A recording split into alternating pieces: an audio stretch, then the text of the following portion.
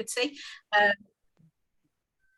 Tonight we're going to be making a really handy pie filling using the tour dal, which apparently are called pigeon peas. I'm sure we'll find out why. My name's Joanna Pollard. I'm the chair of the National Campaigner Committee. These three cook-alongs have been in conjunction with JTS, one of the Fairtrade suppliers based up in Scotland, and all of the ingredients that we'll be using are provided by JTS.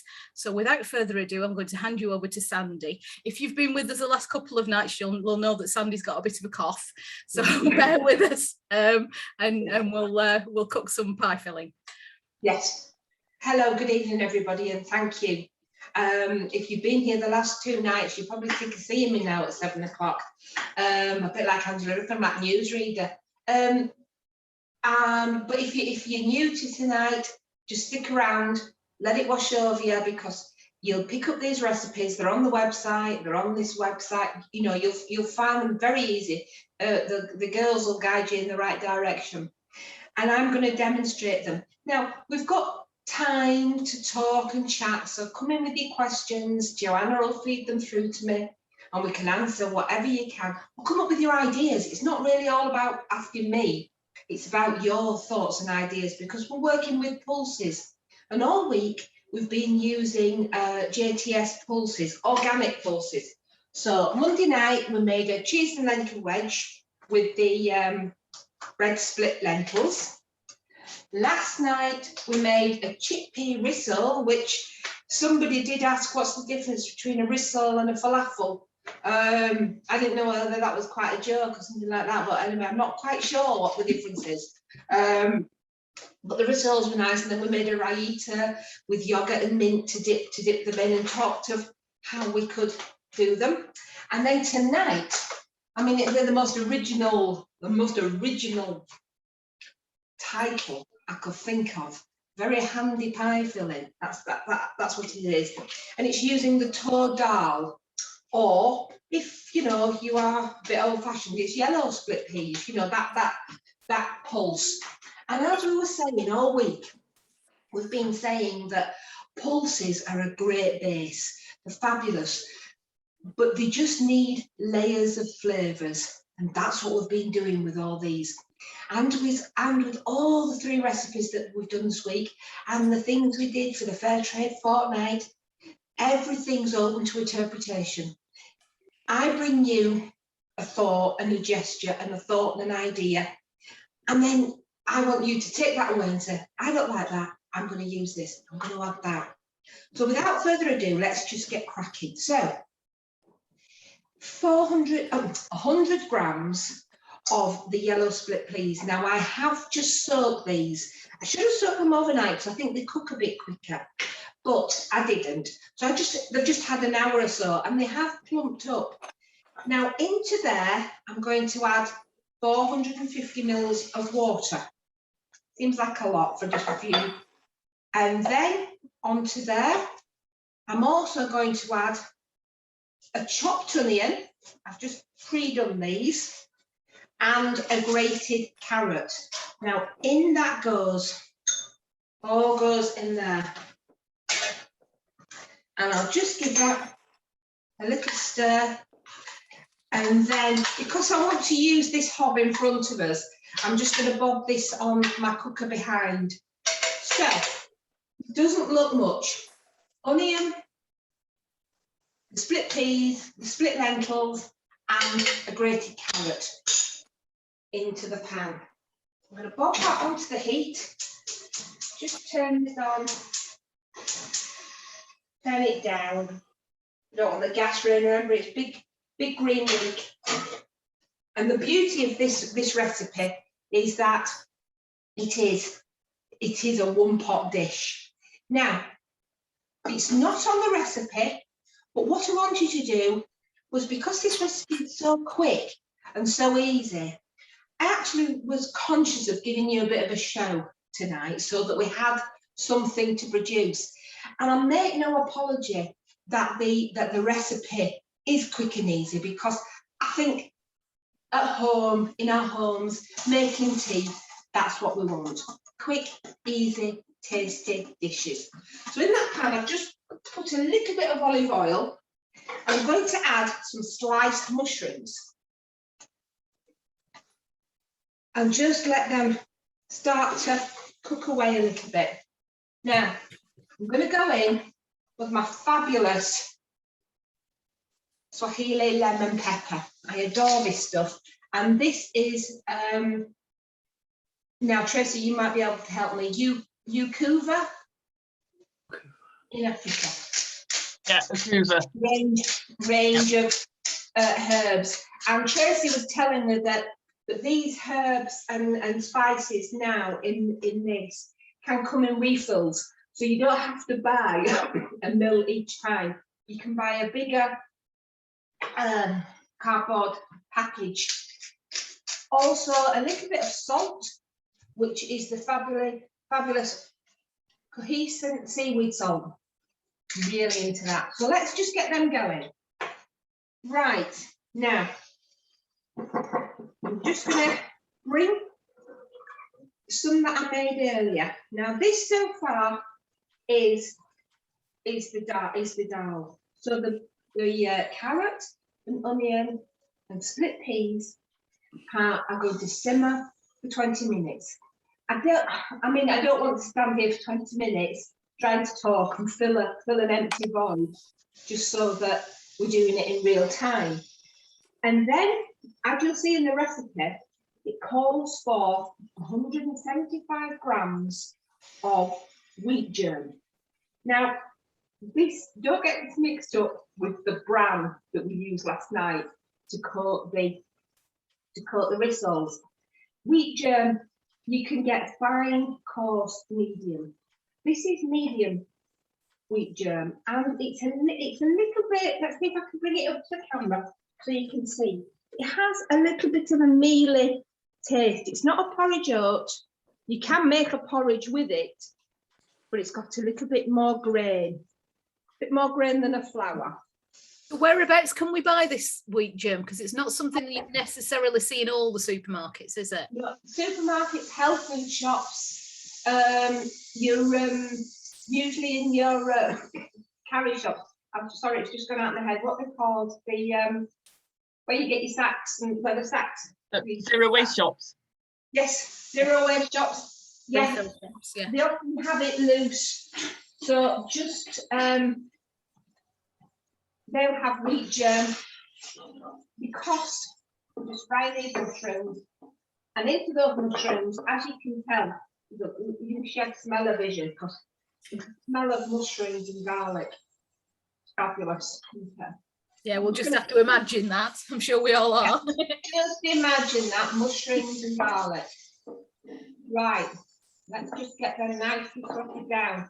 This is an option. It's not set in stone. You don't have to do this. But I want to show you the pie I've made. So, just to wind back a wee bit, we've simmered the carrots, the split peas and the onion till the peas are starting to be soft. You then add in your 175 grams of wheat germ and simmer for another 10 minutes. You possibly will need to add some more water. Then this is what you have. Okay? It swells up and it bulks out. Now what I'm going to do with this mixture is a fabulous base. However, it's not the most flavoursome. We're going to have to put lots more flavour. We've got a good base. So this can take anything now. This can take curry, it can take tomato, it can take whatever you like. You could put in coconut milk and the curry, and you could make your filling like that. And I know JTS do a fabulous tin of coconut milk, which is also Fairtrade. Now into these mushrooms, I'm going to add this mixture so that we can get it heated up as well. Okay. So we'll add in the start of our pie filling. So this is going to be a vegetarian pie. Okay. Now, when I first made this when I was making it for the picture, I used some hot sauce and I used some of the curry paste. Oh no, I think I used the pesto. That's what I did. I used the chili pesto, and I put it into a phyllo pastry. And go on, ask me, and I shall tell you the truth. Did I make my own phyllo? Did you make your own phyllo, Sandy? No. Life is a little bit too short when you can buy the best quality phyllo out there. I always make short crust pastry because my mum taught me very easy short crust pastry. Never buy short crust. However, I will put my hand on my heart and say I do buy puff pastry. I can make puff pastry if I had to, but usually when I'm making puff pastry, it's because I'm doing quite a lot of things for buffets and things like that, and the thought of making puff pastry. And if I go buy the all butter puff pastry, it's a winner. Yeah, that's it, because there's so much sort of folding and in the fridge and folding and in the fridge, isn't it? Turning and a right turn and anyway, Mary Berry admits that she doesn't make her own puff pastry either. In that case, we're justified. Yeah, I'm just going to put some more pepper into here. This is, as I said, this is our mixture. Now, I'm also just going to add a little more water, but you could make this. Let me just get some. You could make that. You could make it a drop of wine. You could, which I'd always suggest, never ever cook with something you're not prepared to drink. So there's, in my way, my thinking, there's no such thing as cooking wine. You know, oh, it'll do for cooking. No, your food deserves as good as what you drink.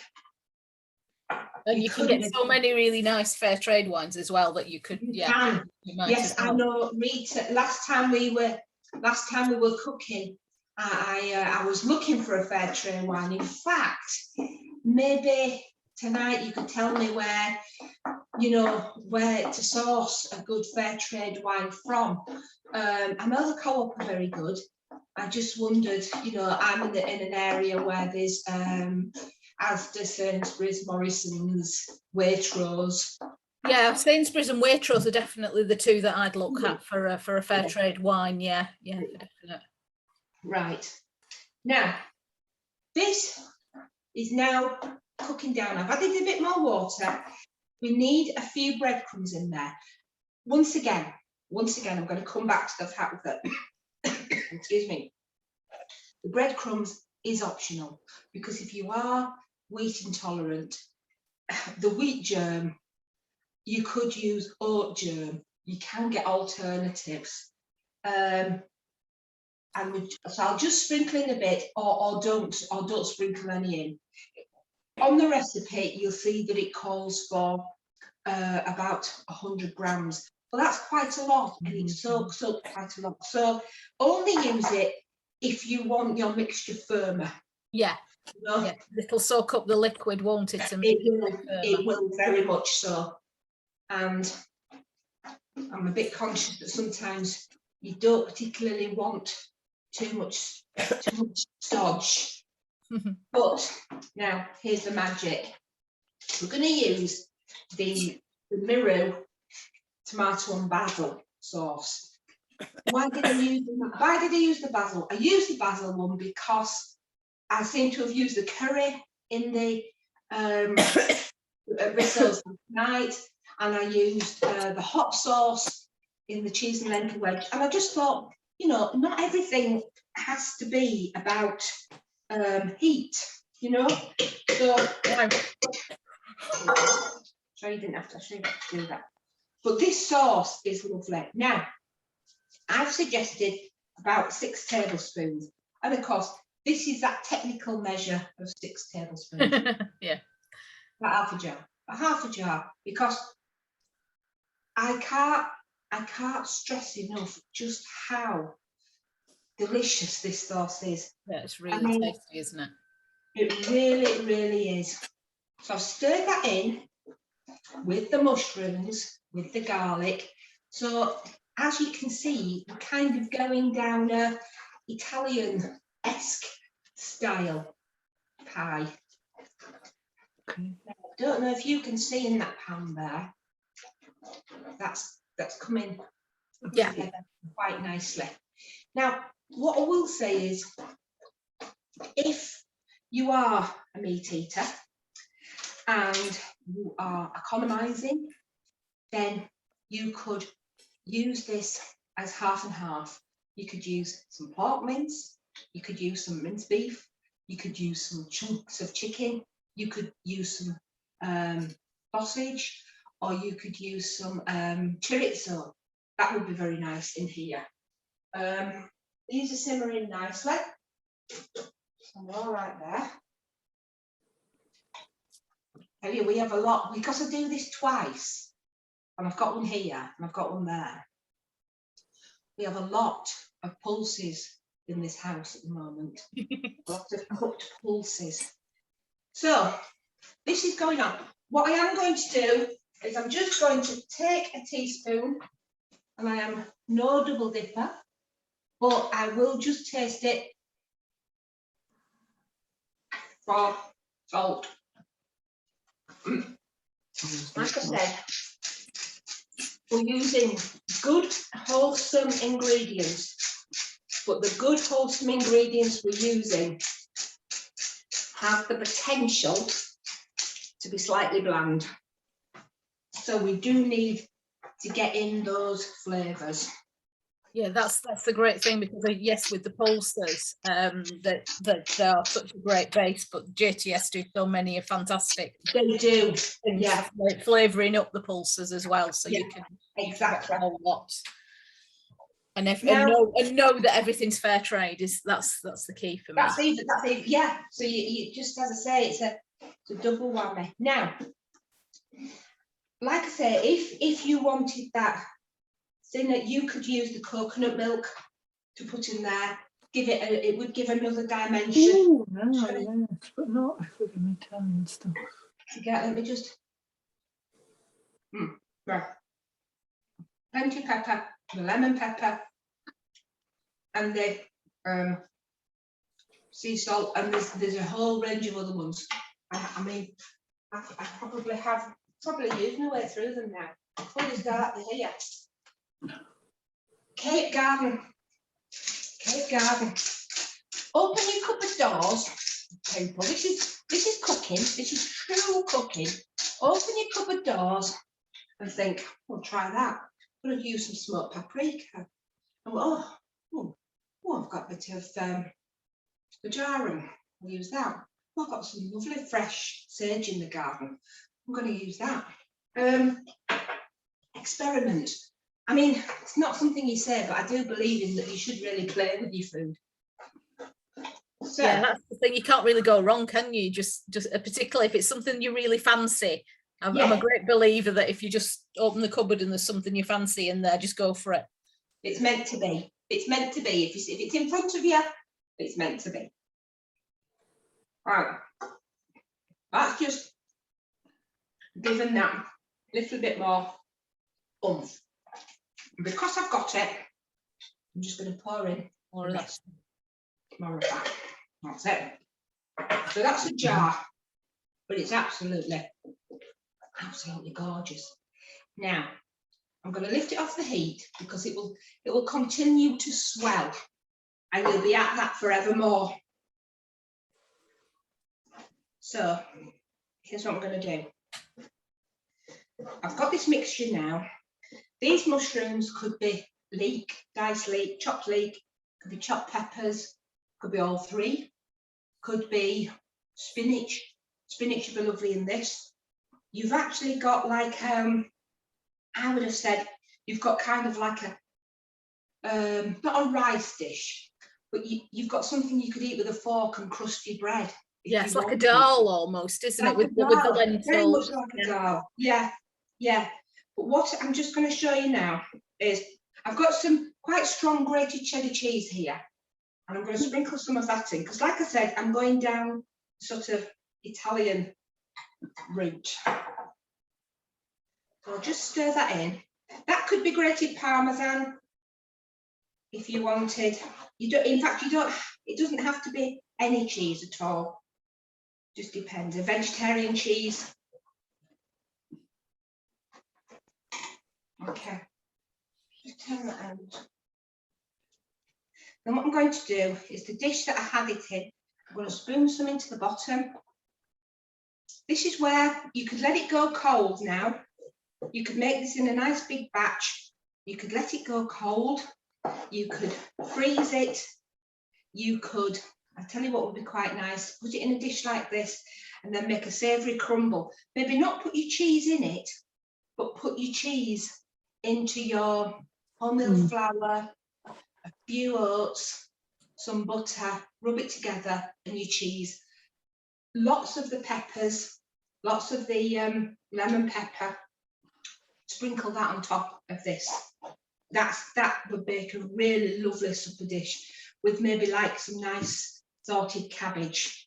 And then into this,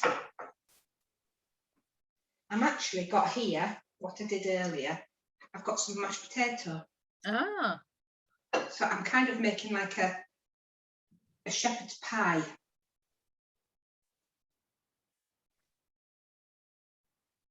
Okay, so let's just spread that out. This could be a sweet potato mash, a combination of the both.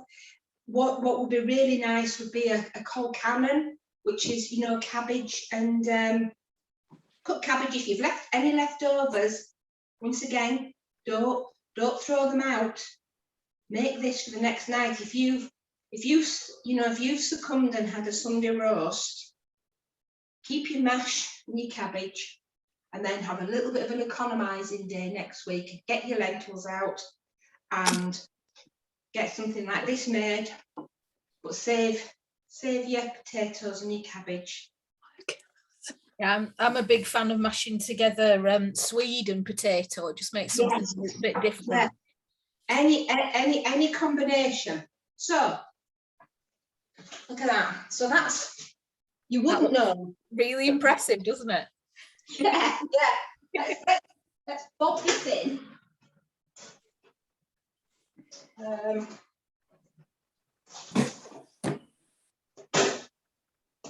Pop that in there. And I'm going to tell you a little secret now. Turn the oven on just to get ready, not too soon, because I'm also on economy drive at this house because I got my electric bill the other day. And I forgot to take out the cheese and lentil wedge. Just incredibly brown. Oh. Anyway, I digress. Now, we've got some mixture left. So I'd like to ask anybody out there watching us, what would you do with this? What do you think you would do? As I say, we've got this. You could make puff pastry pasty. You could cut them out into circles and make pasties for lunch, for the school lunches, for your lunch. You could make them in little pies, even something like a tart. What was that? Lasagna. Yes, someone suggested lasagna. Yeah, so sort of layer it up in between. What a good idea. Yeah. Now that is a good idea. Yes, I think that would. I tell you what I wouldn't do then if I did that, is I wouldn't put in the breadcrumbs. Yeah, make it a bit. I'd let my pasta do the doing. That is a fabulous idea. Thank you for that. Make your savoury pies like a little mince pie, which are good for. Once again, we were talking the other night, last night, about buffets and being able to offer vegetarian alternatives to buffets. And what with the cheese and lentil wedge, you don't put the cheese in, then not everything's about cheese. The rissoles and these in little pies would really be. I think you'd find that most meat eaters would have a go as well and thoroughly enjoy them. But the lasagna is a great idea. I think, did somebody there say soup? Yeah, like a lentil soup, yeah. Like a lentil soup, yeah. You let it down even more with a stock or something. Yeah. And coconut milk, you could make like a. Oh, that would be nice, wouldn't it? Yeah, with coconut milk. Yeah, yeah. But I mean, you could freeze that, as I say, with the mushrooms and the garlic and the cheese, but mushrooms don't have to be mushrooms. So, somebody's suggesting instead, like if you were going to make a lasagna type thing, instead of pasta, you could put thinly sliced courgettes in and do it, like, or even sweet potato. You could do as layers in that sort of way. That would be really good. Yeah, or even like an aubergine, like a moussaka, couldn't you? Yeah, that would be nice as well. That would be nice, yeah. With the, and then the moussaka topping. I actually had the moussaka topping is a little bit like it's grated cheese, 3 eggs, and something like a half a pint of cream, double cream, and you mix them all together, and it sets a bit like an omelette style topping, and that's nice. And I think there was another suggestion there, was there? No, more flour, make it into scones. So you got like a savoury scone recipe mixture there. If right. I'm wondering about raising. You'd have to. Yeah, you'd maybe have to put an egg in. Let me think. Could you? I think you'd have a very, very dense. Very dense. I tell you what you could do is you could use this base and mix it with egg and make either like a baked omelette or a quiche. Yes, yeah, that would definitely work, wouldn't it? Something like that. Just and of course you're eating the most wholesome things, really are. But I think the magic is those additions. Just remember that, like we said, and it's no fault of the ingredients at all, but they are only carriers for flavours. You know, you get, I think the chickpeas the most that you will get a flavour from, because they have a distinctive flavour. But I think the others are fabulous vessels to carry all sorts of flavours. As I say, go down that lime and coconut, you know, and sort of like the Thai curry style, you know, the more green one, things like that. As I say, I've the mushrooms and the cheese is something I'm really fancy. I thought, once again, I opened my fridge and I've got some chestnut mushrooms and I've got some mash, and I thought, oh, I know. And you know, and the dried pulses are there, so you're never far away, because you've used basically the majority of store-cupboard ingredients in that dish there. Yeah, I mean that's the great thing, isn't it? It's all stuff you can have in stock. So yeah, fantastic. I think we've got a little bit of a video to show the people who actually make that fantastic tomato and basil sauce. So we can have a look at that, the Mary Herbs video. Yeah, I'm gonna see if I can share my screen, so bear with me a moment, folks, and we'll see if we can get this working. It's always nice to know where things come from when you're cooking with them as well, isn't it? I think that's the key. It's just about traceability. There we go. Right.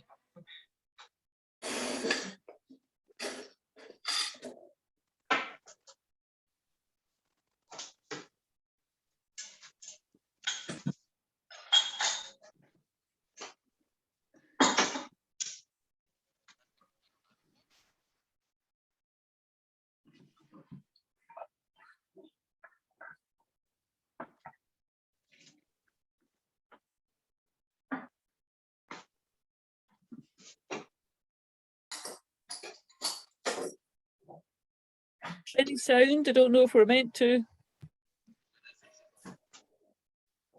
No sound, is there?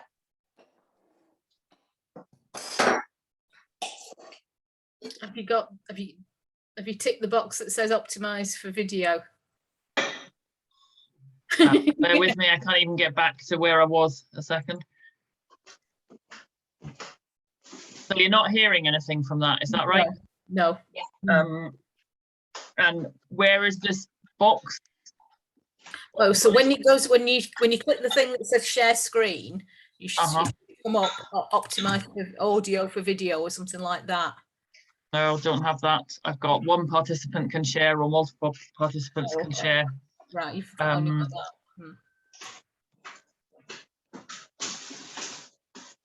So we might have to skip that, which is a pity. No, never mind. Advanced sharing options. Let's see. Yes, it should be there. Nope. Somebody's saying there are actually subtitles. Yeah, we had subtitles, so we could. We really need the sound. Yeah. So, are you happy to carry on with it with the subtitles then? Mm-hmm. Yeah. Okay.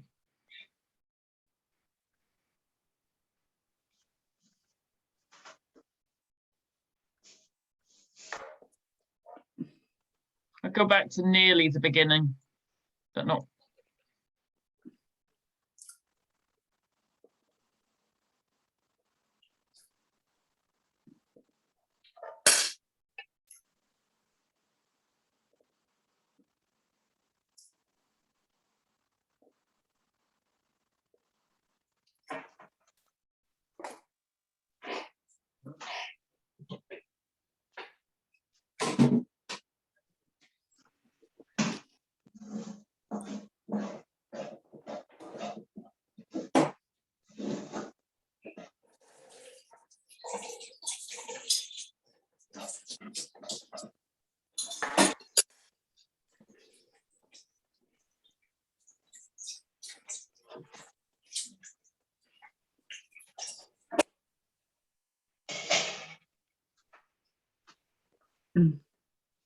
I think for me, one of the most interesting things about that video is how many different jobs have been created.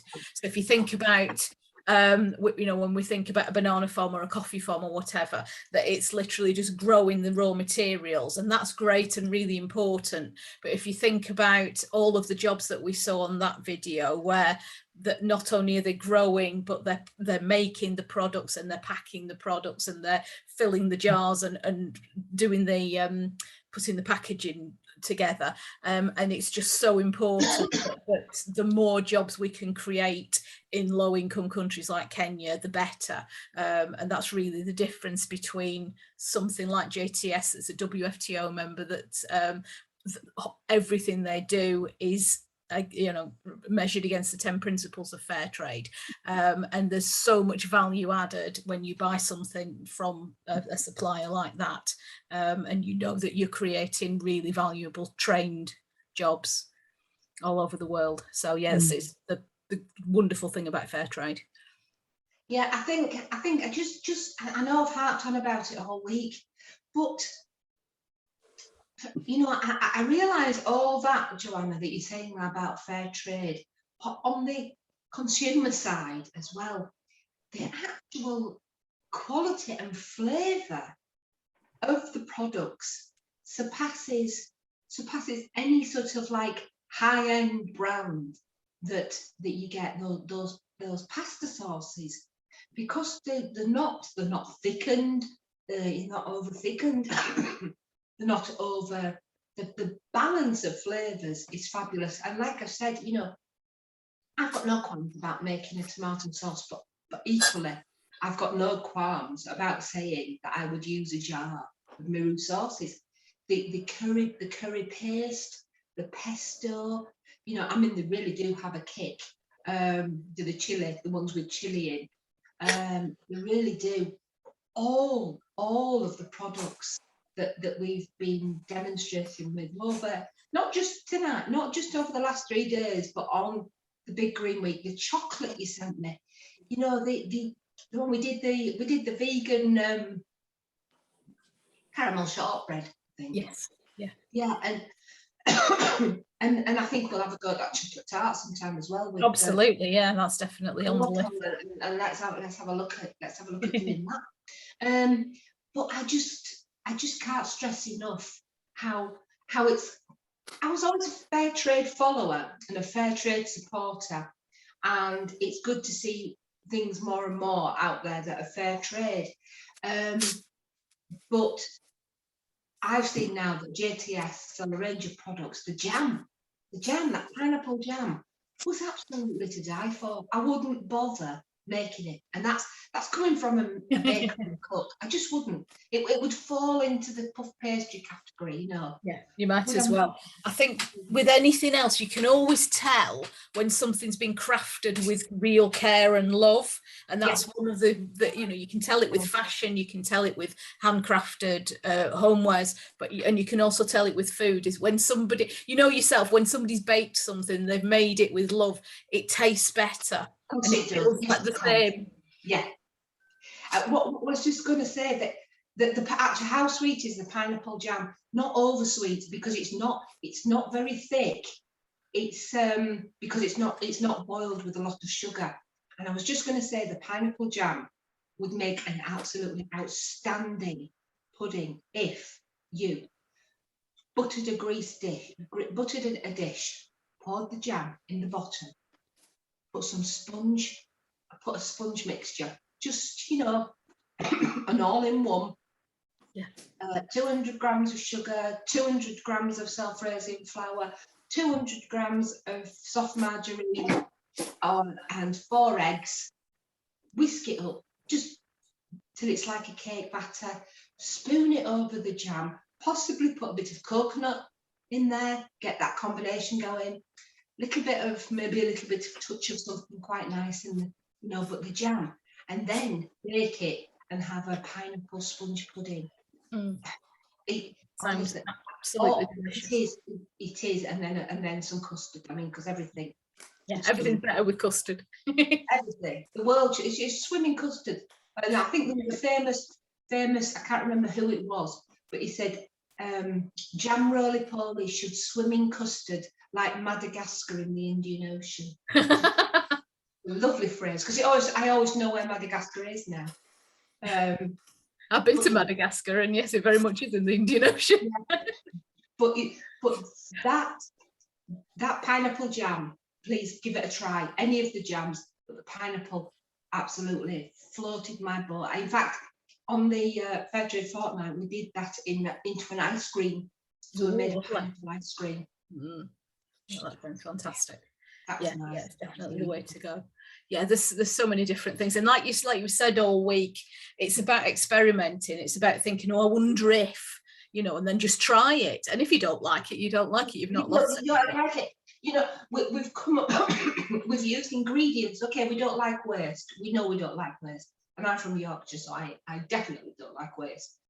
But it's so incredibly cost effective that if it was to go disastrously wrong, you've not spent such an enormous amount of money, you know, if it was to go wrong. However, like we said, so much with cooking, things are redeemable and you can claw that flavour back. I was just going to say something there. I can't remember what it was now. But please, I do believe that every recipe that somebody like myself brings to you, or every book, I have a whole haul full of cookery books there, and I read them for reference, and I love to read what people do. And then I kind of take that recipe and go to my kitchen cupboard and think, I don't have that, but I have that. So, you know, like the sponge pudding there, the jam, make it the same way as you would a jam sponge or a treacle sponge or something like that. You know, what would be very nice is even if you made a chocolate sponge with pineapple jam, because that chocolate and pineapple would be, and then you can get Fairtrade cocoa too. So that's a win-win. Just make sure your recipes, because every recipe should have legs, it should walk. And then for me, this is where we become, this is where I get passionate about building your own book of cooking. This is where, you know, that food story, you get that food story, that sort of thing of, oh, you should try my mother's pineapple sponge, or you should try my auntie's so-and-so. You should try, you should try my chickpea rissoles. You know, will you make me a batch of your rissoles? Will you do this? Will you do that? And we come with our food stories. And because food, as we know through Fairtrade, food is that universal language that we all want to talk about. It kind of doesn't need people to know other languages because it says it there. Even if it's people struggling for food, they kind of say, we have very little, so we do this with what we've got. And then here in this country, through lockdown and all these things, you know, it's, I can't hug you, but I can make you. Make you something. And it's just that universal language that sometimes I think we miss.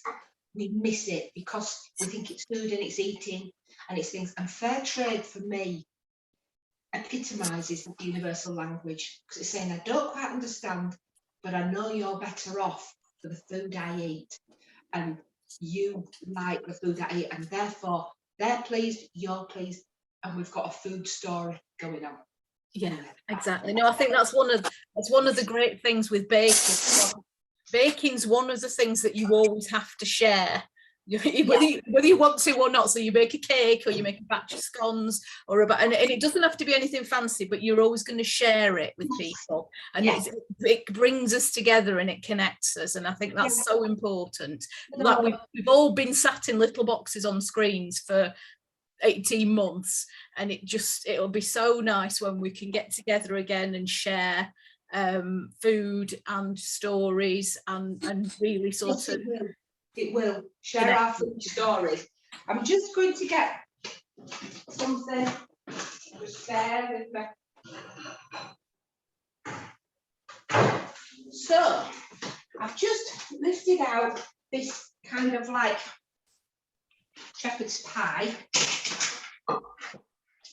and just so we get that final end result. There we have, like, you know, that kind of shepherd's pie. Let's have a look at that. Now, if that's not comfort food and deserves curled up on a settee and a good film, I don't know what is. Absolutely. It's been legs. So, do you know, I think that brings me to the end of this triathlon of pulses, and I look forward to the next thing that me, Fairtrade, Joanna and Tracy decide to pull together. We might have a go with some sweets at some point. Oh yes, Any I'm sure there's all sorts. Anybody got any questions? Please, yeah, just absolutely. Just either pop them in the chat or just shout out. There's not that many of us, so you can unmute yourselves and shout out questions if you've got them. Yeah, do.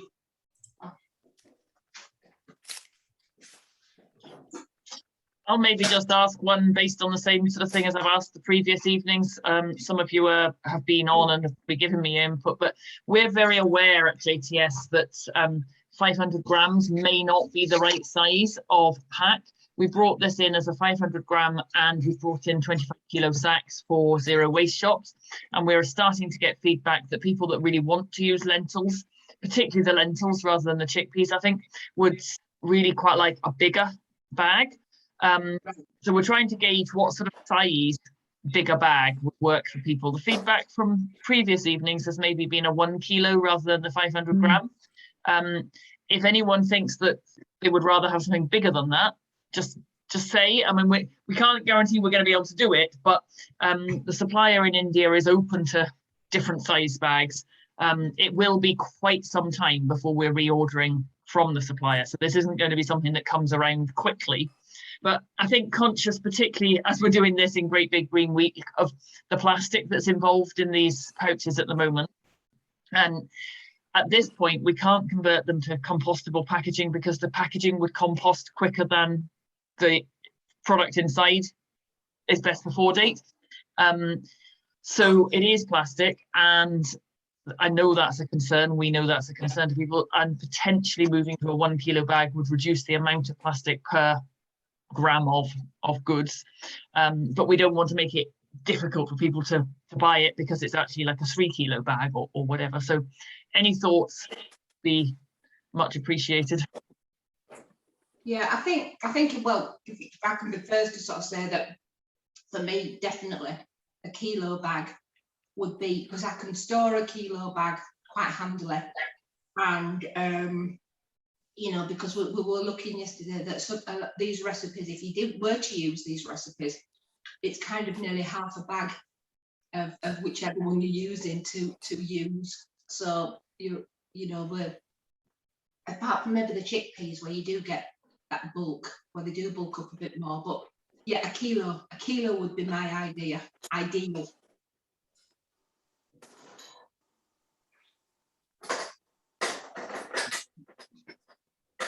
Yeah, I think that's basically the consensus. So we'll look out for those. And in the meantime, if you do have a local zero waste shop or a refill shop, they are available in bags to go to those.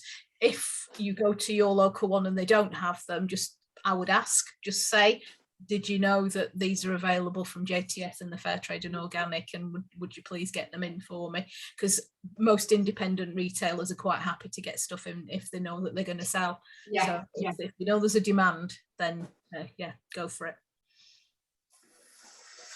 And by the same token, if you find a shop that you think might be interested, if you want to let us know, we can potentially follow up and send them information on price lists and so on. So if you've either made the contact or potentially you're too shy to make the contact, we can do something from our end if we know that there's a shop that might be interested, but we obviously don't know all the zero waste shops that there are by a long stretch, and we have mailed a very large mailing list of them, and so far it's not generated lots of demand for the 25 kilo sack, so we would love to open that up. I see Rita's got a hand up. Rita. Hi. Yes, I did actually send an email today, Tracy.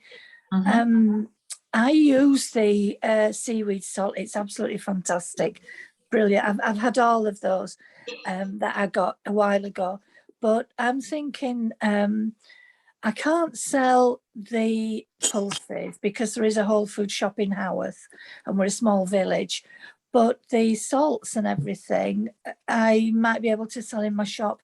So I did ask for a wholesale price list. I sent the email today. Okay, we have actually had a pretty much a full day meeting today at work, so we haven't well, the whole team have been in a meeting till sort of 2:30, 3 o'clock, so they've probably not had a chance to look at that, but I'm sure they will come back to it. But I will, I've got a meeting with our customer relationship manager tomorrow, so I will mention her. What's the shop's name, Rita? Sonia's Smile, Haworth. Yeah. Because I'm sure we'd love to bring on a new shop customer and completely understand that you know there's things you wouldn't want to stock, but if there's things that you could stock, that would be brilliant. I see somebody's put a question and then that Karina has answered it. Yeah, Tradecraft don't import very many products themselves. We are the importer for these products for Tradecraft, and we are the importer for Tradecraft of the Eswatini products, the Meru products, the Kilimanjaro rice, and the Mars coconut milk. So we do that through our warehouse in Paisley, and then Tradecraft order each week from us. And as we offer them new products, sometimes they take them and sometimes they don't. But those are the products. They, at the moment, the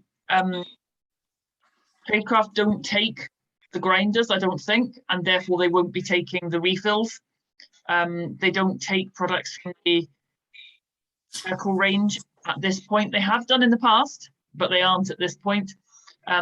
Very happy if anyone's a Tradecraft fair trader and would like to ask them to stock those as well. We would be happy to supply them, but at this point they don't they don't take those products from us.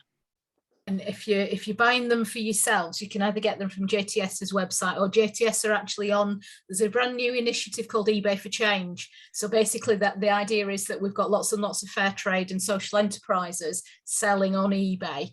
We're training them up in e-commerce so that they can really make a difference. So it's basically a learning for eBay, and it's a learning for the enterprises. And what we're trying to do is create a hub for fair trade and social enterprises, but also create a demand and create a place where you can go, where you can know that you'll be able to find all of the fair trade and social enterprise products that you want to buy. So just basically making it a hub for ethical purchasing. So if you want to have a look for eBay for Change, JTS's stuff is on there, along with lots and lots of other fair trade and ethical brands. And it's going to be a really interesting place for people to do the Christmas shopping, I'm sure. Or I've just seen something on the chat about church reps. We do supply churches. So if you have a fair trade stall at your church, obviously, almost definitely, most of the products that you supply, that you have on that fair trade store, will be from Tradecraft, because they have such a huge sort of route to market for churches and have done for 40 years. We're obviously happy that you buy our products from them to have on your stall, but we do have the ability to send direct to churches if there are products that they don't stock that you would like to have on your church stall. And there is a code that you can use to get a church discount like you do from Tradecraft, essentially. So again, the Nicola in the office, or Jade, could help you with that. We absolutely love working with Tradecraft, but we do sell a lot wider product range ourselves than they can stock of our products, because they obviously have lots of other suppliers as well. So we're happy to look at that sort of option. And again, you know, that sort of route works for community groups and for schools as well, if people want to buy from us for those sorts of groups. I think that's us. That's it, isn't it, for tonight, yep. ladies? I think yep, we've had a fabulous 3 days, and we'll do it all again sometime soon, and I won't cough. Yes, thank you so much, Sandy. Yeah. It's been brilliant both to have your recipes on the website and to have you demonstrating and enthusing so much about the products. We love it. Thank you. Yeah, and I'm you know, it's all genuine. It's all genuine. So I'm getting lots of thank yous on the bottom of the screen. So I really do much appreciated. You know, it's really much appreciated. Thanks. It's and I'd also just like to say thank you to Joanna for hosting the evening, chairing the evening, but also for huge amounts of promotion of these events over the last wee while since we agreed the dates and so on, because even though we haven't had a huge number of people at the event, the publicity that's generated in terms of people being aware of the product is brilliant. These events, as you know, have been recorded. So there was one that you were saying, Joanna, from previous events where some like several hundred people had watched the recording. So we may find that more people pick this up and dip in and out and watch the recording. But also it does just generate interest, and if you then go and talk to people about the pulses or buy the pulses yourselves and so on, then that's brilliant. Yeah, it is. Thank you very much for coming along, folks. Thank you, and thanks for your thanks, everybody. Like I say, it means a lot, especially when you can't see people. It really does mean a lot. But thank you, Joanna and Tracy. And we'll work on our next little project at some point. Yeah, definitely. So watch this space, but definitely look out. Fairtrade Fortnight. We'll do that Hollywood handshake tart. Yes, all right. Yeah, you're on. Yeah. Okay, everybody. Thank you. Good night. Thank you very much, Sandy. Good night. Good night. Good night.